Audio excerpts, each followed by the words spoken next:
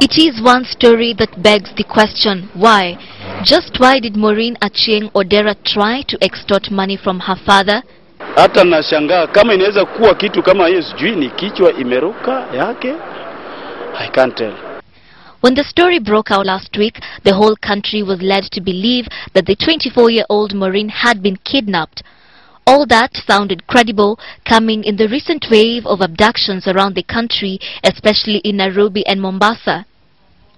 And so when one person who had reportedly travelled with Maureen to Western Kenya on the day she was alleged to have been abducted discounted her story, alarm bells started ringing. As soon as the bus left, she started receiving calls from various people. She was actually discussing with them about some kidnapping issue and some money involved.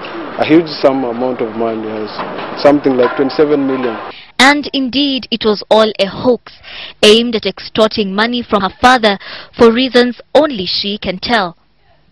She was arraigned in court at around 11 in the morning to await her sentence.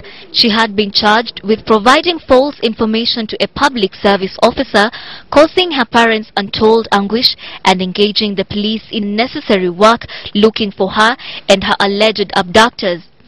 The prosecutor gave evidence against her showing that she indeed was all along at a lodging in Migori.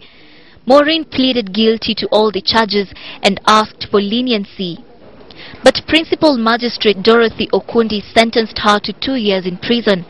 Maureen's father, who initially had raised the alarm over her daughter's alleged kidnapping, was absent from the court during the sentencing, perhaps distraught that his daughter could lie to him in a manner so cruel.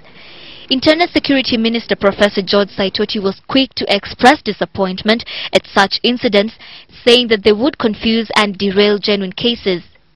Of course, we do have cases where people have actually cheated, that they have been kidnapped, and yet have not been kidnapped. To raise it money. In order to be able to raise money. I mean, Kenyans are very interesting. Kidnapping cases have been on the rise lately.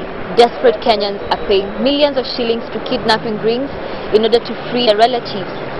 It raises concerns about the authenticity of the alarms raised on such cases, a situation that could derail or even deter the fight against the crime.